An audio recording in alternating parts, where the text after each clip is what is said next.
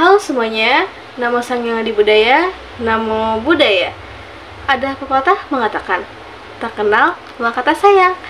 Maka perkenalkanlah, nama saya Natasha Hendripo. Saya berasal dari kota Jakarta Barat, sedang mengikuti kelas online kursus dasar agama Buddha A Batch 20 di Parahyangan Punyati, Indonesia.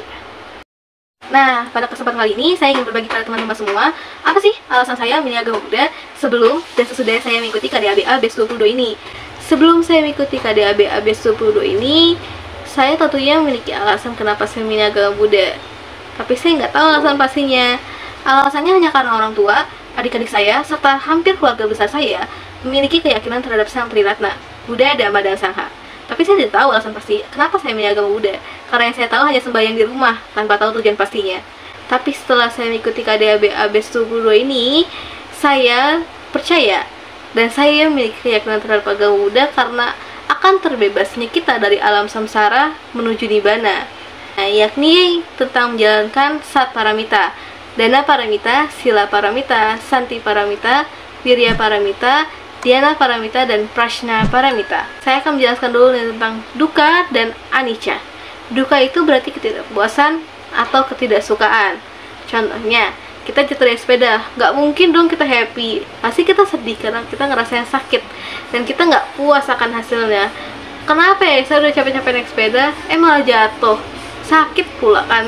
Nah, kalau misalnya anicca, itu kita juga tahu kalau hidup kita itu nggak pernah kekal abadi dan nggak akan pernah kekal abadi. Dan Sang Buddha sudah menjelaskan loh, kalau misalnya hidup kita itu bersifat sementara. Apapun yang kita punya, sifatnya itu sementara, termasuk jasmani kita ini.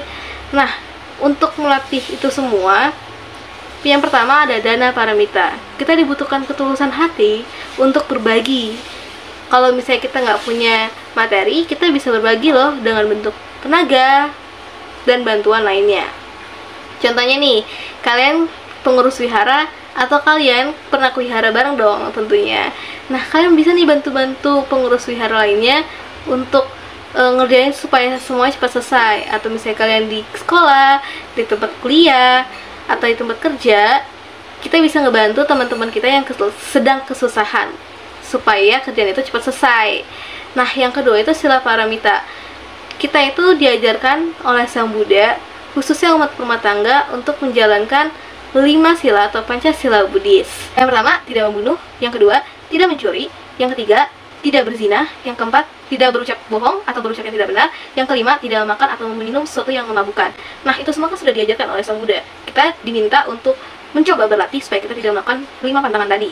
Yang kedua, ada juga atas sila atau dasa sila yang dijalankan oleh para bante, para biku, para bikuni untuk mencapai tingkat kesucian. Yang ketiga dari parami itu ada santi. Kita melakukan semuanya, melakukan dana paramita, sila paramita, atau untuk kita belajar agama Buddha itu tentunya harus dengan kesabaran. Kita harus punya kesabaran yang sangat-sangat ekstra. Kalau ternyata agama Buddha itu tidak sesingkat yang kita tahu loh. Nah, yang keempat itu ada wirya paramita. Untuk kita menjalankan itu semua, kita harus melaksanakan dengan penuh semangat. Karena apapun yang dijalankan dengan penuh semangat, pasti akan mencapai hasil yang memuaskan. Kita juga diajarkan tentang riwayat hidup Buddha Gautama. Nah, riwayat hidup Buddha Gautama itu mengajarkan kita kalau misalnya Sang Buddha sendiri dalam menjalankan kesucian dia sebelum dia mencapai pencerahan sempurna, itu banyak sekali rintangannya. Salah satu rintangan dari Mara. Tahu dong kisahnya waktu pas Sang Buddha mau mencapai tingkat pencerahan sempurna di bawah pohon Bodhi. Tentunya Mara ikut beraksi, tapi Sang Buddha bisa melewati itu semua dengan sangat baik. Nah, kita sebagai manusia itu juga pasti ada marahnya. Contohnya nih, teman-teman kita yang usil, itu salah satu kejahatan Mara. Tapi kita diajarkan untuk tetap sabar dan semangat untuk mencapai nibbana. Dan di dalam agama Buddha, saya juga mendapatkan kalyana-kalyamita yang baik-baik sekali dan yang mampu mengajarkan saya untuk hidup lebih baik.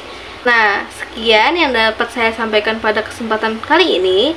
Apabila kalian ingin belajar bersama saya dan bersama teman-teman lainnya, dan ingin yakin akan alasan kalian untuk memilih agama Buddha, maka mari bergabung bersama saya dan yang lain di kelas online KDABA Parahyangan Punyati, Indonesia.